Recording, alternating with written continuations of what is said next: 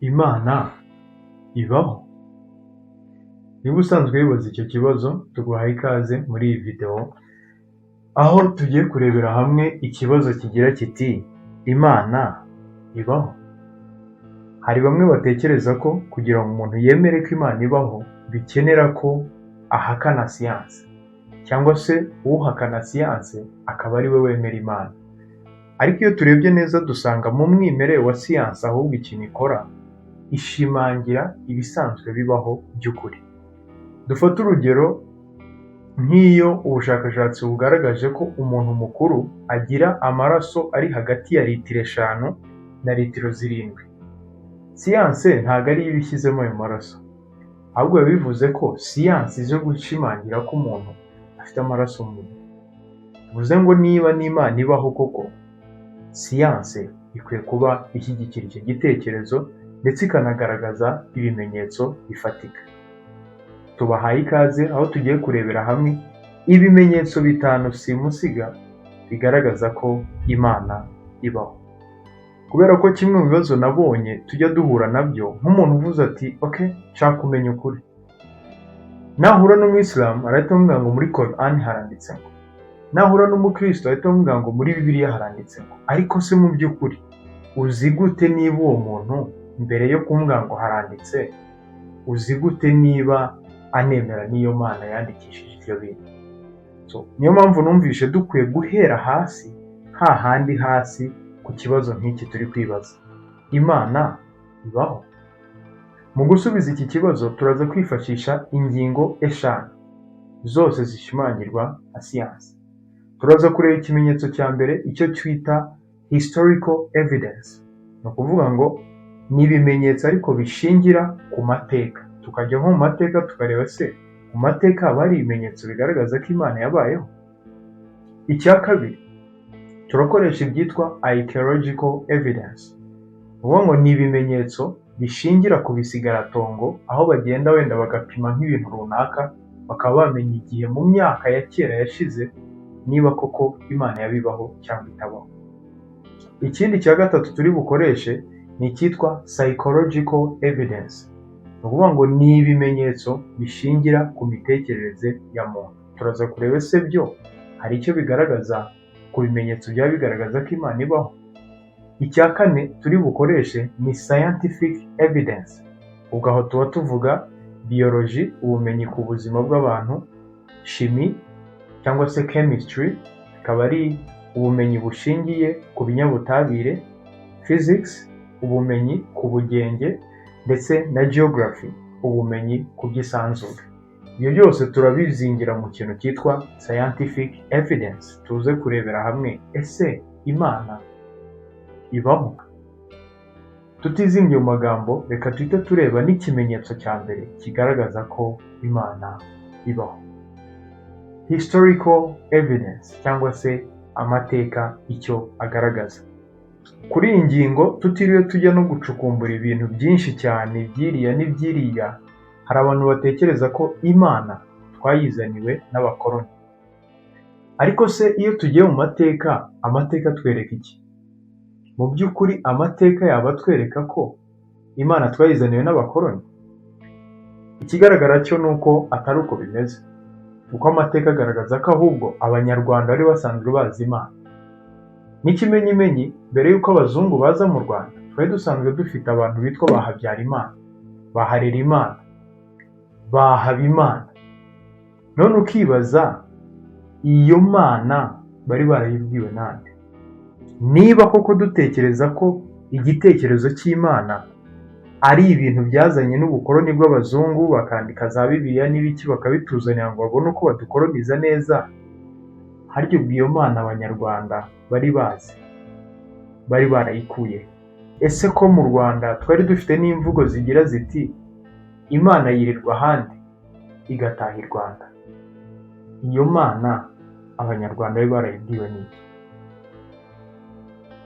Icyo ubwacyo ni ikimenyetso gishimangira neza ko byanga byakunda Imana iriho, uretse no kuvuga ngo ni ibintu by'abakoloni n'ibiki.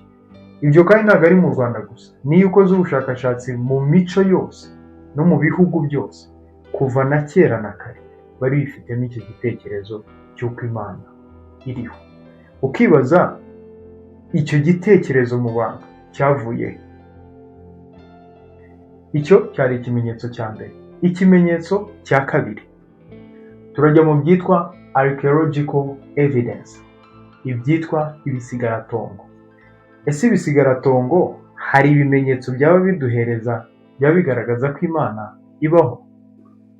Abashakashatsi barimo Edward Thompson ahagana mu mwaka w'1967 bavumbuye ikintu kidasanzwe mu mico yose ndetse n'ahantu hose. Ibyo bibabera ikimenyetso simusiga kiganisha ku kuba Imana yabibaho. Ibyo byabereye mu gace kitwa Yucatan Peninsula, aho ni muri Mexique y'iki gihe. Aha hantu ikintu bavumbuye ni uko hagati yo mu myaka ya za 800 n'imyaka 1000 ishize, abantu bakoraga ikintu cyitwa human sacrificing, cyangwa se gutamba ibitambo by'abantu. Ahangaha wenda urugero rwa mbere twakoresheje mu Rwanda, ariko ahangaha ni muri Mexique ya kera mu myaka ya za 800. Ese abo bantu batambaga ibitambo, ibyo bintu baba barabikuye kubera ko abantu babivumbuye bo bari aba archaeologists, ni ukuvuga ngo bari abantu bo bagenda bacukura ibisigaratongo. Icyo bakoze, bafashe mu magufa babishyira abitwa aba DNA analysts. Nibo bafashe ayo magufa batangira gusesengura uturemangingo twaba tugize ayo magufa. Uzi ikintu babonye? Baje gusanga ayo magufa ari ay'abana bari mu kigero cy'imyaka hagati y'3 ndetse n'6. Si ibyo gusa kandi, basanze abo bana bari mu kigero cy'imyaka 3 ndetse n'6, abenshi muri bo bari abavandimwe ndetse abandi bari impanga. Urumva ko muri uko gutamba ibitambo ntabwo babitambaga mu buryo busanzwe gusa, ahubwo bari bafite na kondisiyo bagenderaho, bakavuga ati wenda uzane abana bawe bakurikirana cyangwa uzane abana bawe b'impanga. Ibyo byose babikoraga batambira Imana. Ibyo ntabwo bitandukanye cyane n'iby'abagabo mu Rwanda, nubwo byo tutashimangira ko batambaga abantu, ariko no mu Rwanda habagaho ibyitwa gushengerera cyangwa se guterekera. Ibyo bintu babikoreraga Imana. Ariko se niba Imana itabaho, ibyo bintu babikuraga he? Mu yandi magambo, iki ni ikimenyetso cy'uko Imana byanga byakunda ibaho. Ubwoko bwa gatatu cyangwa se ikimenyetso cya gatatu, tugiye kwifashisha siyanse. Iyo tugeze muri siyanse tuhita twibaza ubuzima bwavuye, iyi si dutuye yavuye. Ibyo bibazo bimeze nk'aho bifite ibisubizo, ariko ibyo bisubizo muri siyanse ugenda ubona ko bifite ibibazo ndetse n'utuntu turimo tudasobanutse. Dufate urugero, iyo tugiye kwibaza ese iyi si yaturutse he, geography cyangwa se amasomo ajyanye n'ubumenyi bw'isanzure ahita aza kuvuga ko isi yakomotse ku cyitwa Big Bang Theory. Iyi Big Bang Theory yazanywe n'umugabo witwa George mu mwaka w'1931.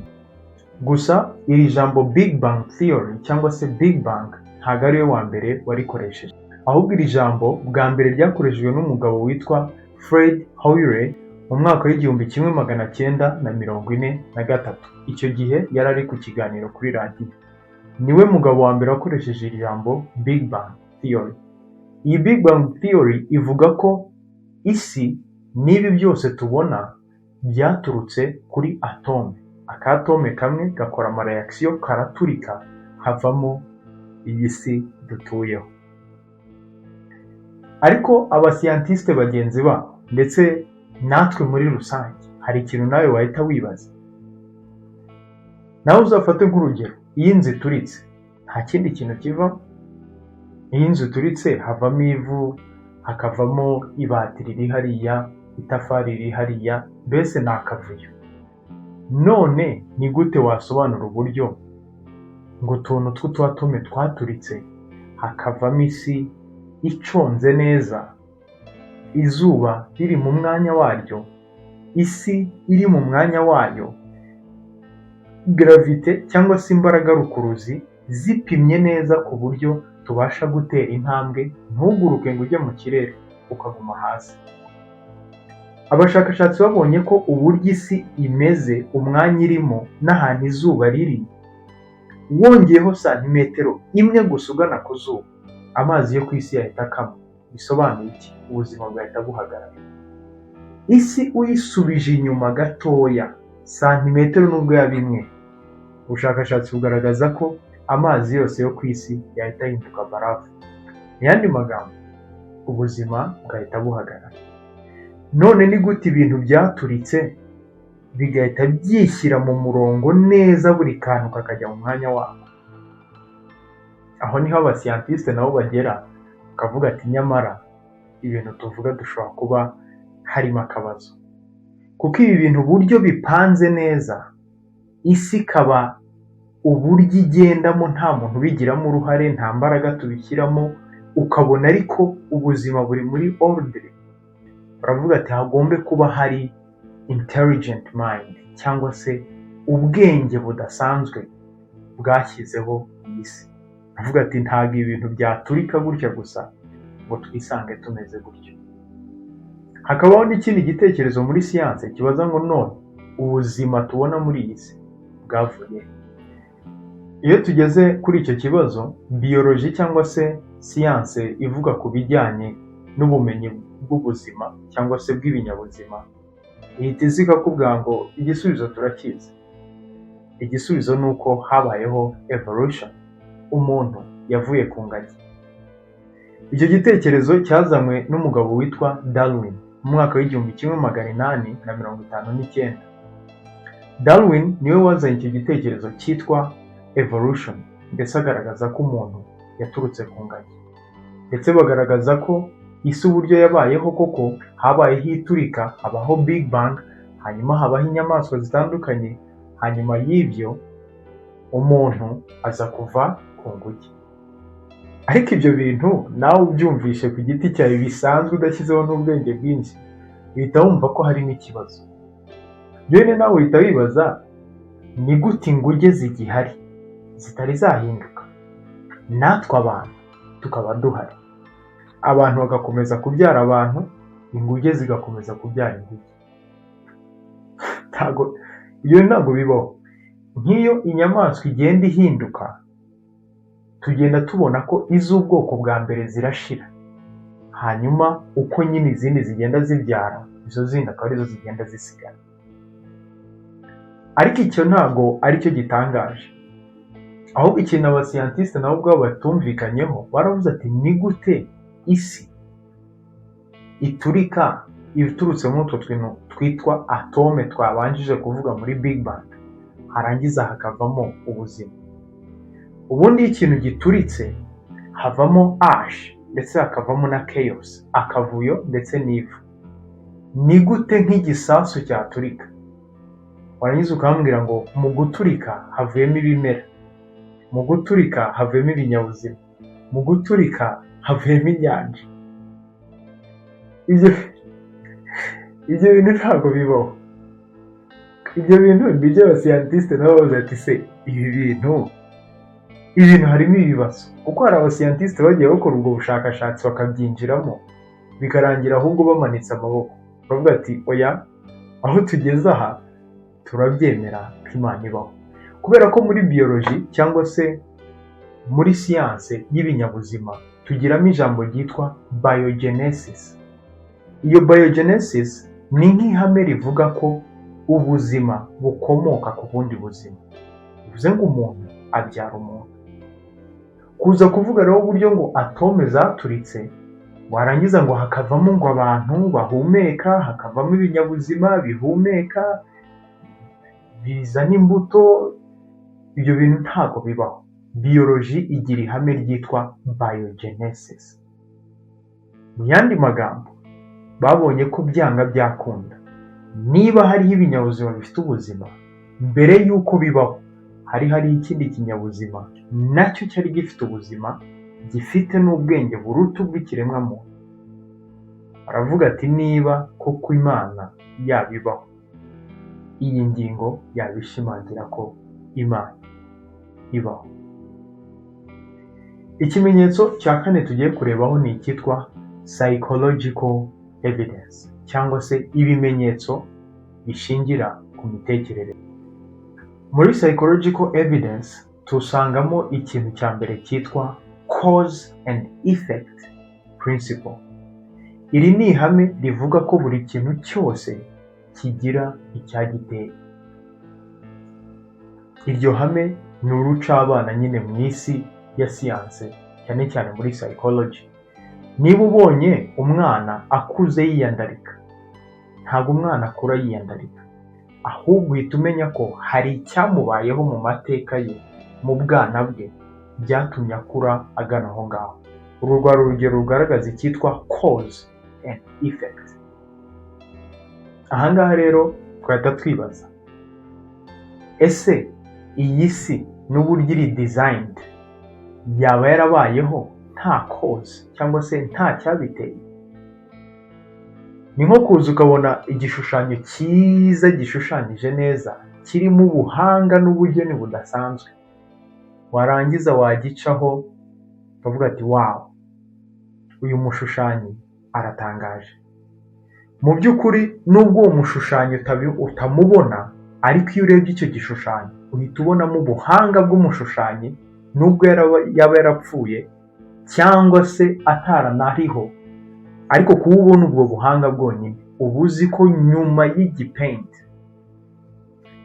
uba uzi ko nyuma y'iyo painting cyangwa se y'icyo gishushanyo, byanga byakunda hari inyuma yayo umushushanyi w'umuhanga. Uko niko bimeze. Iyo urebye iyi si ukareba uburyo itangaje, ukareba uburyo izuba rirasa ku masaha amwe, imvura ikagwa, ibimera bikera, natwe tugahuma, ukabona uburyo isi byubakitse,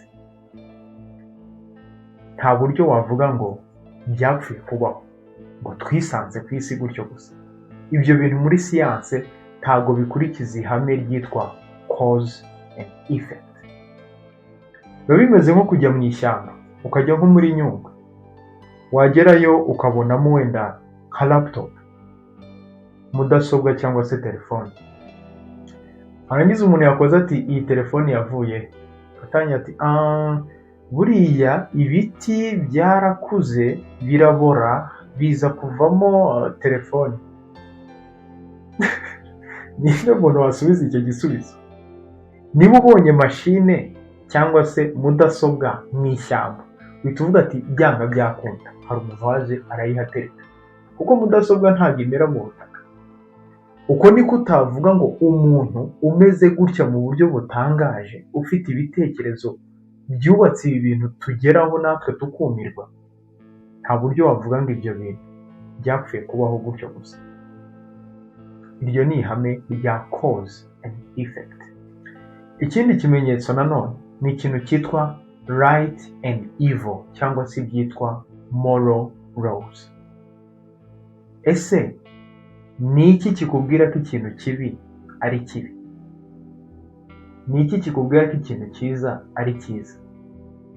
Wenda ushobora kumva ari ibintu bidasanzwe, ukavuga ati njyewe nshobora kuba ikintu nibonaho ko ari cyiza ari kibi ku wundi muntu, cyangwa se wait a minute, uretse gato.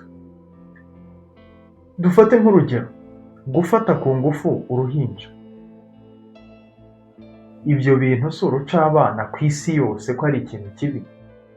Kuki nta muntu kuri iyi si, wenda ngo dusange nko mu Bushinwa, ngo bo bafite itegeko rivuga ko kwifatira akana ku ngufu nta kibazo?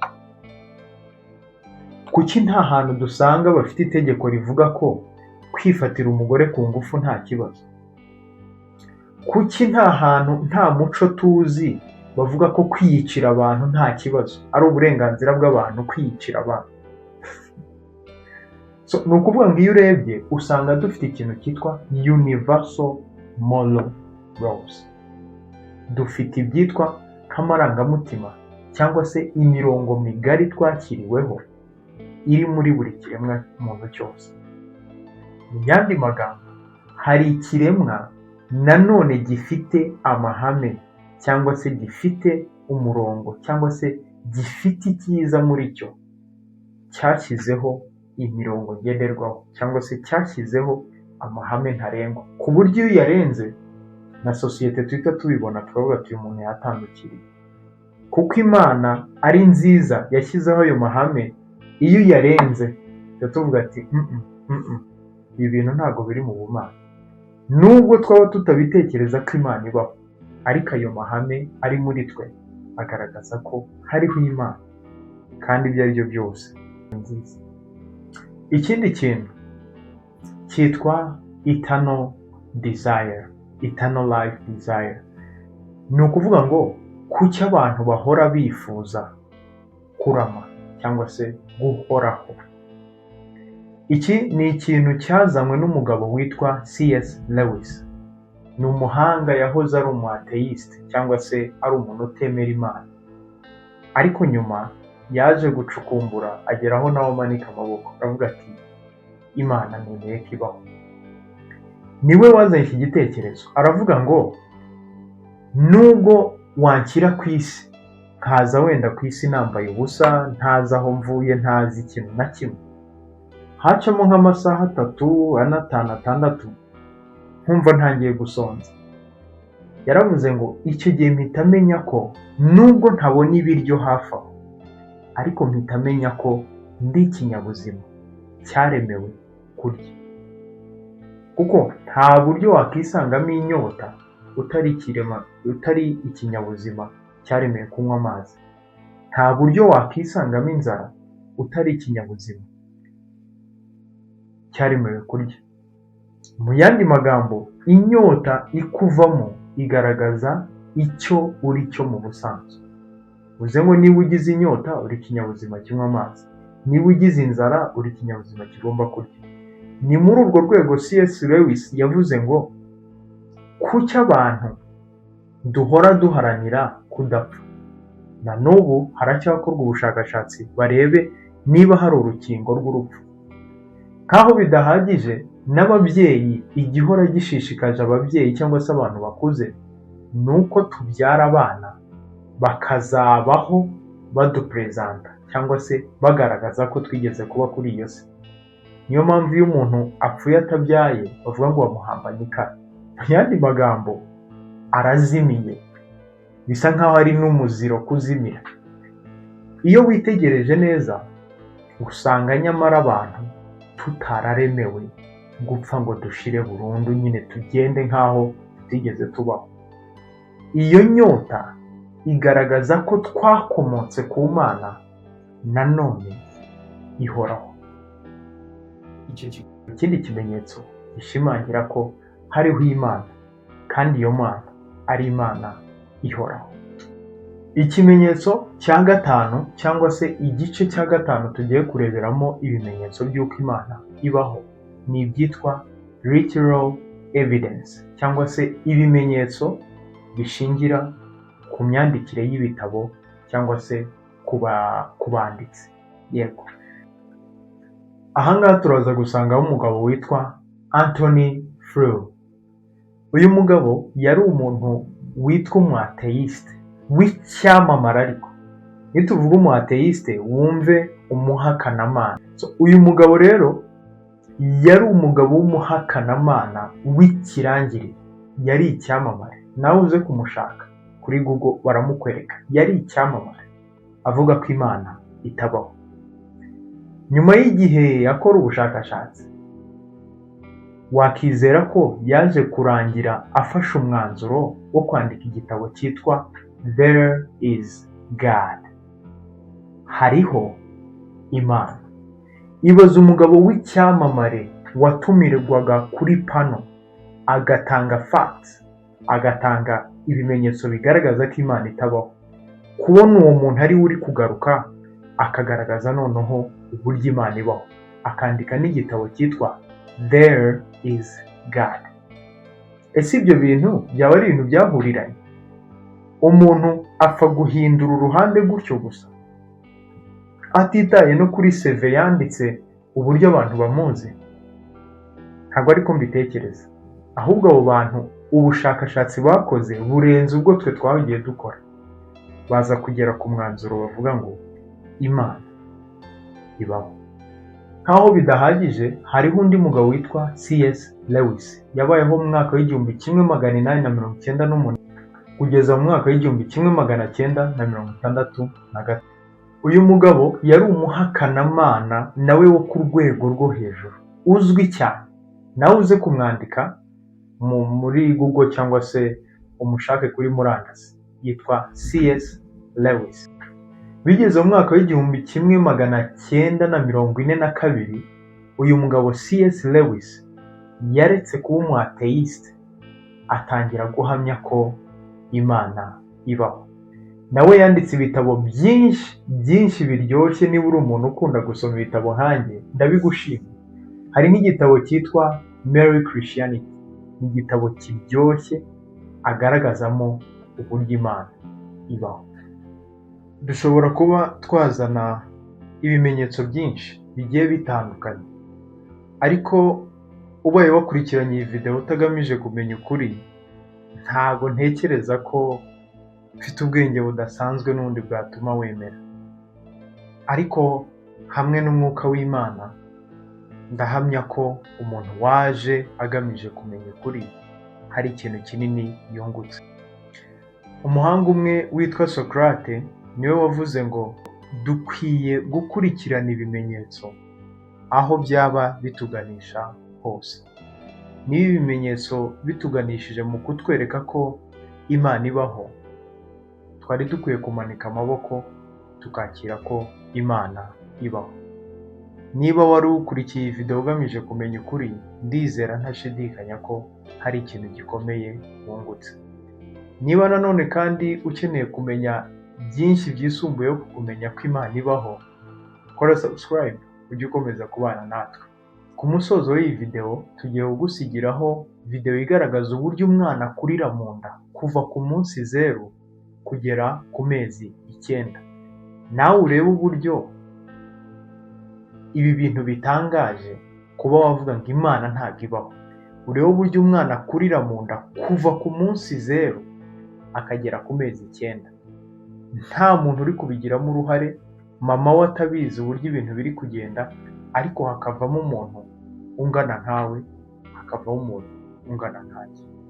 Ibyo byose ni ibimenyetso bidukikije bigaragaza uburyo Imana iriho kandi ari igitangaza. Tubonane mu yindi video.